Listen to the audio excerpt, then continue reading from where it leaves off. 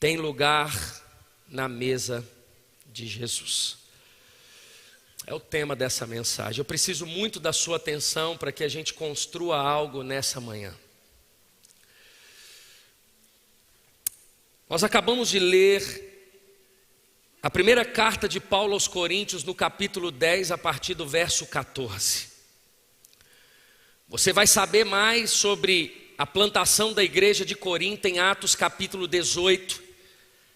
Naquele momento onde Atos capítulo 17, Paulo sai de Atenas e chega em Corinto e é recebido por um casal, Priscila e Áquila.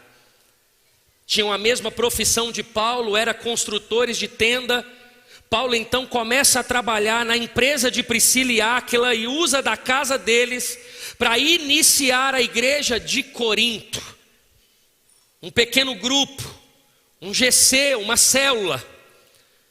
E Paulo pregando nas universidades de Corinto, nos torneios, porque era uma cidade cosmopolita, era uma cidade grande, era uma cidade portuária, e Paulo então usa de tudo isso para plantar uma igreja em Corinto. Uma igreja nasce, uma média de 6 pequenos grupos, 100 irmãos se reunindo, e Paulo então estabelece líderes. Paulo fica ali 18 meses, 1 ano e 6 meses estabelecendo aquela igreja, antes de ir para Éfeso, em Atos capítulo 19. O texto vai dizer que Paulo estabelece uma igreja operante, uma igreja evangelística, uma igreja que ia para as universidades, uma igreja que combatia pecados sexuais, uma igreja que pregava o evangelho genuíno. E Paulo então segue a sua jornada missionária.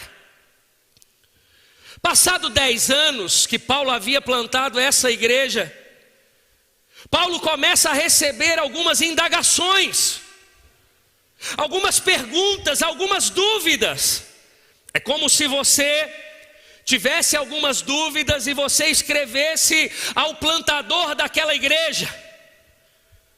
E Paulo então, 10 anos depois, Paulo, ele escreve 2 cartas, respondendo essas indagações, essas perguntas, essas dúvidas que os irmãos daquela igreja que estiveram no momento que Paulo plantou e que chegaram posteriormente estavam, porque de alguma forma aquela igreja estava perdendo a sua influência. Eles estavam começando a sentar em mesas que não deviam. Eles estavam começando a negociar o que é inegociável. Eles estavam começando a viver uma realidade de culto que não é a realidade do Senhor. E Paulo então, ele escreve essa carta que tem por conteúdo respostas sobre divisão, sobre imoralidade sexual, sobre divórcio, sobre sustento aos vocacionados, sobre sabedoria humana versus sabedoria de Deus, sobre pecados específicos e de alguma forma bem pontual nessa manhã sobre idolatria. Paulo, nesse momento do texto, nesse momento da carta, Paulo está respondendo algumas perguntas sobre idolatria. Na verdade, do capítulo 8 da primeira carta aos Coríntios ao capítulo 11, Paulo se dedica todos esses capítulos a tratar de idolatria, com exceção do capítulo de número 9, que Paulo faz um parêntese e começa a falar sobre os vocacionados, sobre os direitos de um pastor, de um presbítero, de um apóstolo, aquele que é vocacionado do Senhor. E Paulo então, ele abre um parêntese no capítulo de número 9 para tratar desse assunto, mas logo continua a responder sobre idolatria. Preste atenção Um homem plantou, 10 anos depois, ele responde algumas perguntas. Essa é a carta de Paulo aos Coríntios sobre alguns assuntos que estavam gerando situações dentro de uma comunidade de fé, de uma igreja local. E nesse capítulo, Paulo está respondendo sobre idolatria. Interessante, porque o capítulo, a primeira parte do capítulo de número 10, Paulo, no verso, ele já faz menção sobre a idolatria, e ele começa o verso de número 14 dizendo: fujam da idolatria. Interessante nós pensarmos que Paulo não está falando de imagens de escultura. Paulo está falando sobre todo tipo de idolatria. E essa idolatria pode ser o seu cônjuge, pode ser você mesmo, pode ser o seu filho, pode ser o seu salário, pode ser a sua empresa, pode ser até mesmo o seu ministério. Paulo está respondendo, é como se Paulo dissesse: já que vocês estão me perguntando, deixa eu aproveitar o conteúdo dessa carta para que eu possa trazer para vocês o que há no coração do Senhor a despeito desse assunto. Idolatria. Eles fazem uma pergunta. Eu acho essa palavra que Deus coloca no meu coração tão pontual, principalmente num dia da ceia, porque Paulo, ainda no início do texto lido, Paulo ele faz uma pergunta. Na verdade, ele traz um ponto de reflexão ao nosso coração. Mesa de Jesus versus mesa de demônios. Ele coloca isso. De alguma forma, ele está citando que da mesma forma como um crente, quando ceia, está em comunhão com Cristo, quando um crente se assenta na mesa e come comida sacrificada a um ídolo, ele está entrando em comunhão com demônios. Se eu e você acreditamos no poder da mesa, na presença de Jesus, e que essa ceia é suficiente para saciar tudo aquilo que nós necessitamos, de alguma forma Paulo está deixando claro que a mesa de Jesus é suficiente para você. Você não precisa flertar com outras mesas. Paulo está deixando claro que a mesa de Jesus é a única que pode matar sua fome, é a única que pode matar sua sede, é a única que pode transformar o teu coração. De uma forma, Paulo está dizendo: você não precisa de ajuda, você não precisa de um outro alimento, você não precisa de um outro local, você não precisa de um outro assento, você não precisa de um outro ambiente. A mesa de Jesus é suficiente para você. A mesa de Jesus transforma a sua mente, a mesa de Jesus sacia o teu coração. A mesa de Jesus é suficiente. E ele coloca isso, a mesa de Jesus versus a mesa de demônios. Irmãos, é interessante você pensar a ceia do Senhor versus a essa mesa que não provém do Senhor.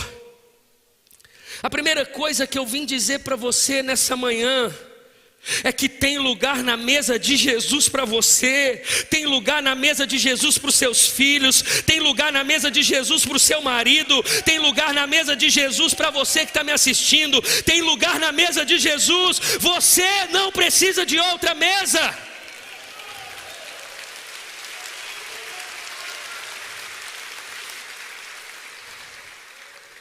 Agora, ainda que Paulo está falando de um contexto de sacrifícios,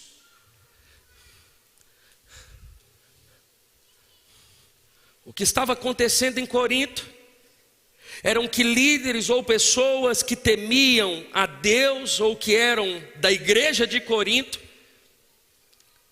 conscientemente estavam sentando em mesas e comendo de alimentos sacrificados.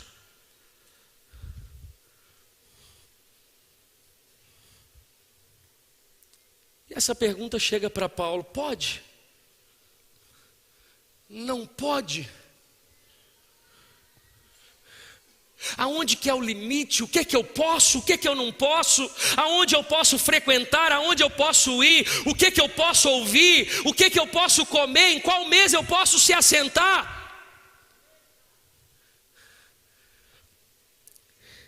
E Paulo, irmãos,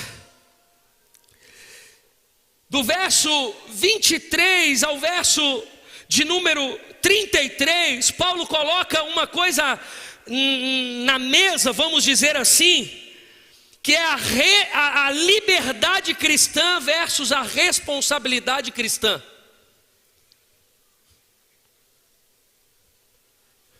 Diante do que eu posso e do que eu não posso, Paulo começa a responder falando sobre a liberdade cristã e a responsabilidade cristã.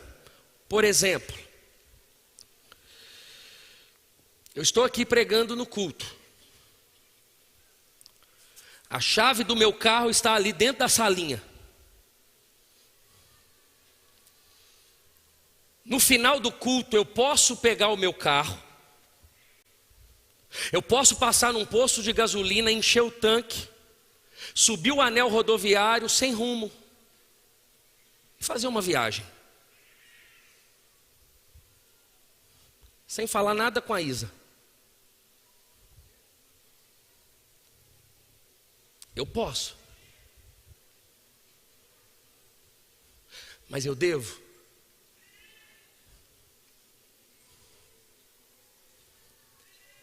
Eu posso pegar a estrada sentido Rio de Janeiro sem ninguém saber, sem avisar os pastores, sem avisar a minha família, sem avisar a minha esposa, sem falar com os meus filhos que estão no Kids. Eu posso pegar a estrada, não é pecado, mas eu devo? Não. Eu tenho a liberdade, mas eu falho na responsabilidade. Eu posso, eu sou livre para fazer isso. Mas eu não devo. Eu devo ligar para minha esposa e falar: olha, eu preciso fazer uma viagem, vamos comigo, ou você me permite, está tudo bem eu ir? Não sei. É isso que Paulo, para responder a pergunta sobre idolatria, sobre a mesa de Jesus e a mesa de demônios, ele coloca isso, a liberdade cristã versus a responsabilidade cristã, irmãos. É por isso que daí ele entra nesse lugar aonde ele começa a dizer: tudo é permitido, mas nem tudo convém, tudo é permitido, mas nem tudo edifica. Ninguém deve buscar o seu próprio bem, mas sim os dos outros. Comam de tudo o que se vende no mercado, sem fazer perguntas por causa da consciência. Pois do Senhor é a terra e tudo o que nela existe. Irmãos,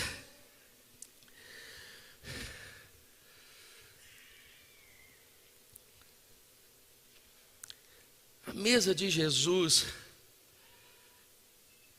e eu não falo dessa mesa como um lugar físico. Eu falo de tudo aquilo que você consegue exaltar o nome de Jesus. Quando você olha para as suas finanças, exalta o nome de Jesus. Quando você olha para o seu casamento, exalta o nome de Jesus. Quando você olha para os seus filhos, a sua paternidade, a sua maternidade, exalta o nome de Jesus. Quando olha você como membro da igreja, você como um trabalhador na empresa, você como um amigo de alguém, você exalta o nome de Jesus em todas essas áreas. Você exalta o nome de Jesus. Isso é suficiente para saber se você está sentado na mesa de Jesus, ou se você está sentado na mesa de demônios, ou se você faz parte da mesa de Jesus, mas gosta de sentar de vez em quando na mesa de demônios. O que Paulo está tratando de uma forma muito direta, confrontadora e clara, é que tem gente que não entendeu a suficiência da mesa de Jesus, precisa de uma ajuda.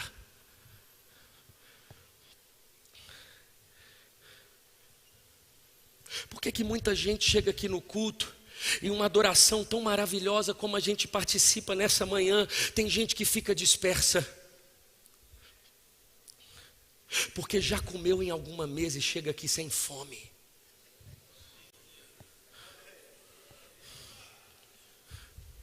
Já não tem espaço para Jesus alimentar.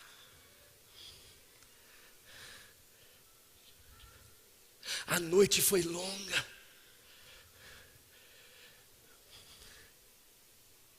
Quanto mais a gente depender da mesa de Jesus, quanto mais a gente fazer o que glorifica o nome do Senhor, quanto mais a gente orar, quanto mais a gente buscar a palavra do Senhor, quanto mais a gente ter vida em comunhão, quanto mais a gente honrar as pessoas que estão do nosso lado, quanto mais a gente viver a palavra, quanto mais a gente honrar os nossos pais, quanto mais a gente honrar o nosso cônjuge, quanto mais a gente ser um trabalhador honesto e íntegro, quanto mais a gente ser um cidadão correto, quanto mais a gente ser fiel ao Senhor e ao chamado dele, irmãos, mais firmado nessa mesa nós estaremos, mais Jesus olhará nos nossos olhos, mais a gente se sentirá saciado por essa mesa.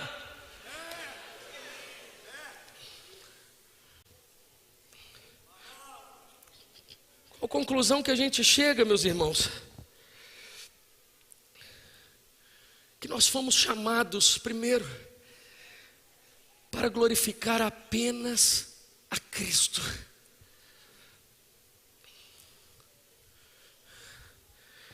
Você não foi chamado para glorificar a você mesmo. Você não foi chamado a idolatrar um pastor, você não foi chamado a idolatrar um cantor, você não foi chamado a idolatrar um empresário, um coach, alguém que você se inspira, você não foi chamado para idolatrar seu dinheiro, você não foi chamado para idolatrar seu filho. Está tudo bem, você está envolvido na igreja, tantas coisas, o seu coração tão entregue, aí você tem filho, acaba. Eu não estou dizendo do seu tempo de licença, do cuidado que você deve ter com a criança. Eu estou dizendo que agora você trocou o Senhor pelo seu filho.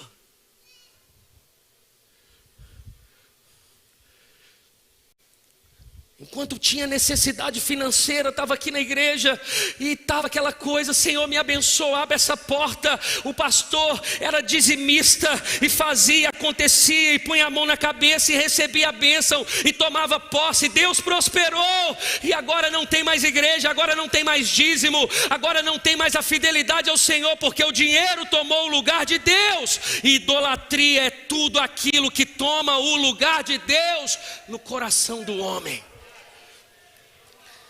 Preste atenção.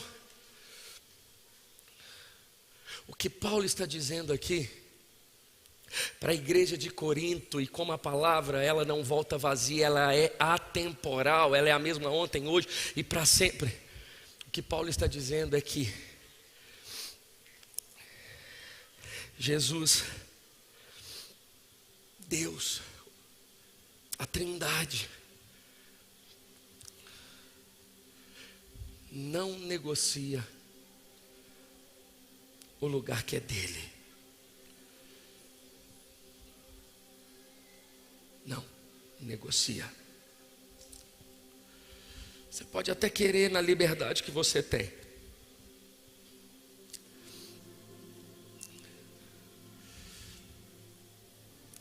A compreensão é que o nosso coração é de Jesus, não é porque a gente deu, foi porque Ele comprou. Você não deu nada.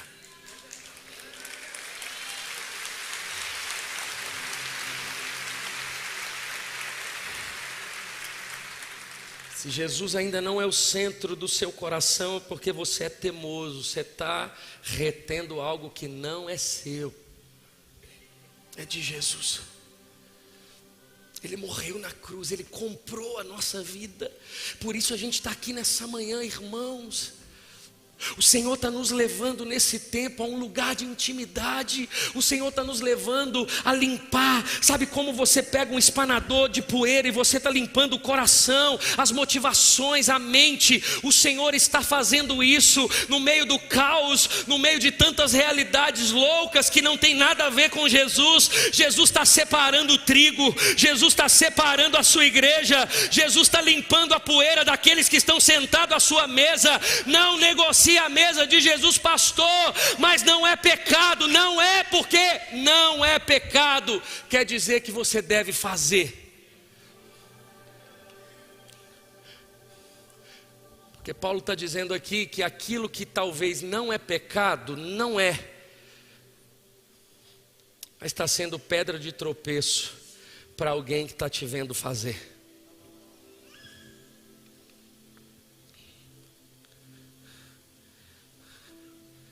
Busque algo que te edifica. Você está no carro, coloca um louvor.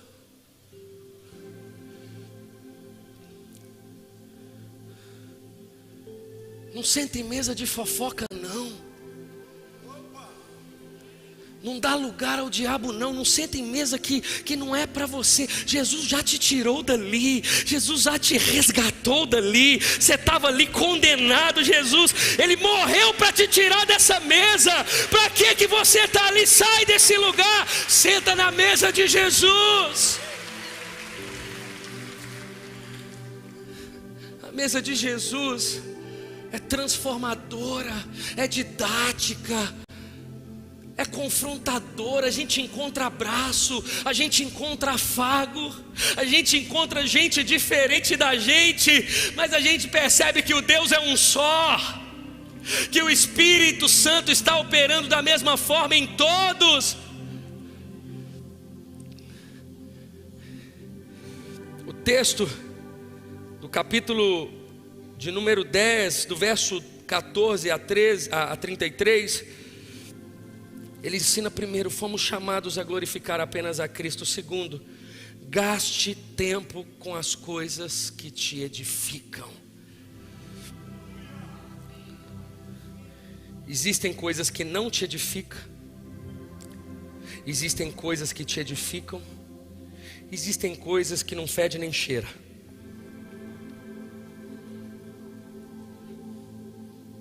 O que Paulo está dizendo a essa igreja é que tem muito crente nesse lugar, e ele está dando um conselho: volta a fazer o que te edifica.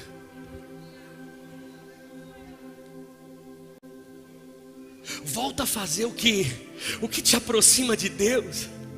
Volta a fazer o que gera a saúde para o seu matrimônio. Volta a fazer aquilo que te leva a receber, a ouvir, a discernir a vontade de Deus. Volta para esse lugar de oração, de adoração. Adolescentes que estão aqui no templo, saia desse lugar aonde não fede nem cheira. Saia desse lugar de ser político demais na universidade, na escola.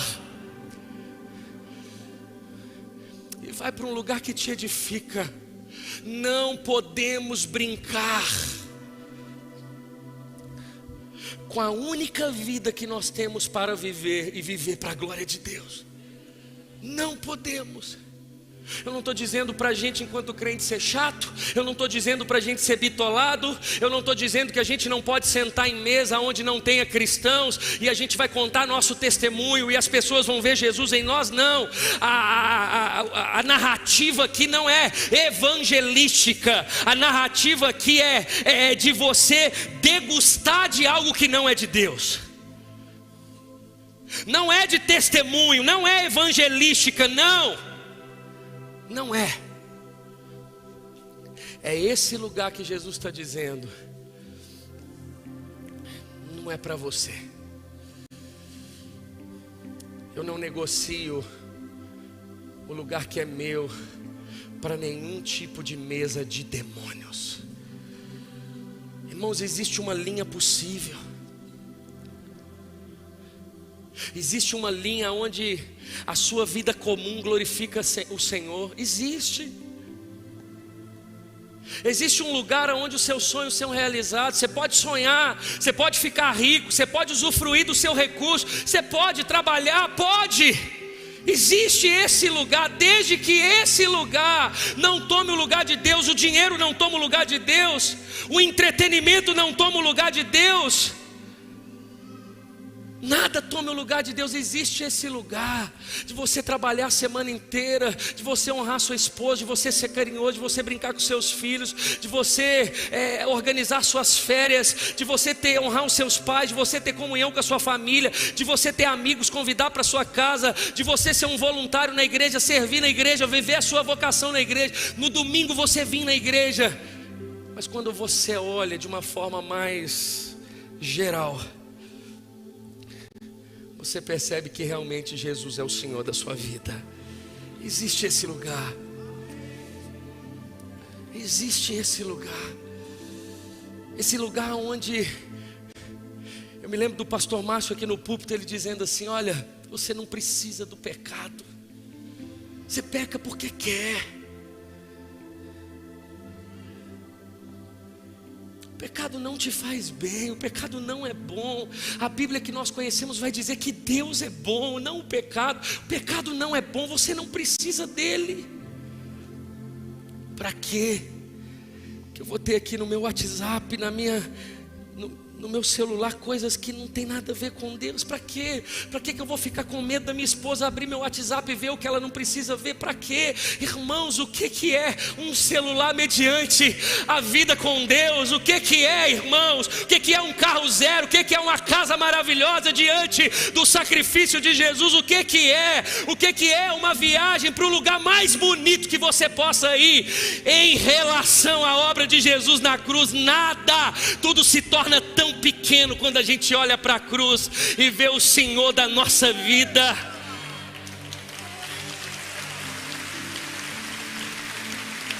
Deus pode, Deus faz, mas não pode tomar o lugar de Deus. Você não está aqui nessa manhã por causa de uma placa, por causa de um pastor. Não, você está aqui nessa manhã por causa de Jesus. Você vai no GC por causa de Jesus. Você é fiel ao seu dízimo por causa de Jesus. É por causa de Jesus. Terceiro, nunca se esqueça que esse mundo é passageiro. Nunca se esqueça que esse mundo é passageiro. Tem gente tratando o mundo como eternidade. E algumas semanas eu disse aqui: o céu não é aqui. É tanto apego. É meu, é tudo meu, é tudo meu, é tudo meu.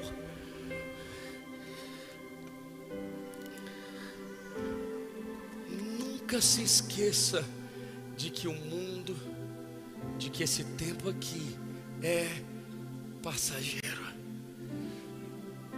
E o texto, por meio da palavra, ele diz assim: também eu procuro agradar a todos, verso 33, de todas as formas, porque não estou procurando o meu próprio bem, mas o bem de muitos, para que sejam salvos. Pregue o evangelho. Ponto 4. Para que os outros sejam salvos. Lembra que nós temos falado muito sobre uma fé responsável? Ah, mas eu faço o que eu quero da minha vida. Errado. Não. Cristão? Não.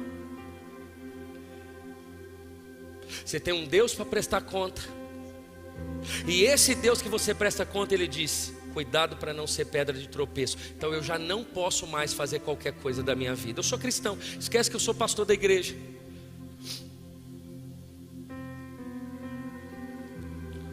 Eu posso sair daqui, sentar numa mesa de bar, pedir uma cerveja?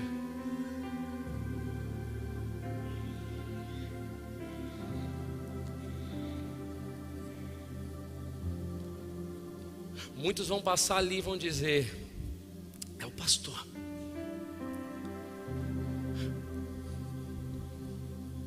Esquece que eu sou o pastor, é o irmão da igreja. É esse Jesus aí que ele serve? Esse Jesus aí eu não quero. Esse Jesus aí não tem mudança. Volto a dizer, isso aqui não é uma mensagem religiosa. Isso aqui é um convite que Jesus faz a um lugar de segurança.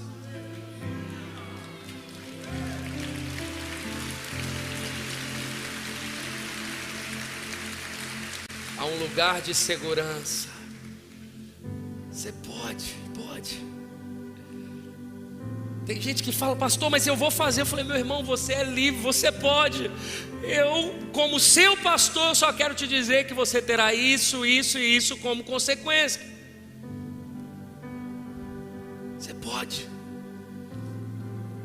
E muitas coisas que você vai fazer, eu trago tranquilidade para você, não é pecado. Mas pode se tornar. Vai se tornar. Se torna pecado quando escandaliza o irmão. Se torna pecado quando afeta o outro que está do seu lado. A fé do outro. Para quê? Para que eu vou ficar na beira do abismo, se eu posso ficar no lugar onde eu não corro o risco de cair? Para quê, irmãos? Para quê? Para que eu vou flertar com isso, com aquilo? Para quê? Deus já te deu. Vou falar para os casados aqui: Deus já te deu a esposa. Foca, honra. Para que você vai flertar com coisas que vai acabar com o que Deus te deu? Para quê? Para que você vai entrar em negócio sujo, em sociedade errada? Para quê? Para quê? O que você vai trocar Deus? É como se você: Deus, segura meu lugar aí, eu volto, eu só vou ali. Mas existem alguns momentos que Deus para de dar corda. Deus tira a mão. E o maior juízo que alguém pode ter é quando Deus nos entrega aos nossos próprios desejos. Eu vou para o inferno. Nada se compara a Deus falar assim: tá bom, faz sozinho. Deus tira a mão. Ai, irmãos, nós somos depravados em Deus. A gente faz coisas, só você vê o jornal. O que o homem é capaz de fazer sem Deus. A gente está acostumando com isso, acostumando em ver um pai estuprando uma bebê. A gente está se acostumando em ver coisas que são abomináveis. É por isso que Paulo, escrevendo, inspirado por Jesus, na sua vocação, ele escreve à igreja, dizendo: se satisfaça nessa mesa aqui, porque qualquer outra mesa não existe meio termo, não existe Deus, demônio e mais alguém. Ou é Deus ou é demônios, ou é Deus ou é o diabo. Ou você serve a Deus ou você serve ao diabo.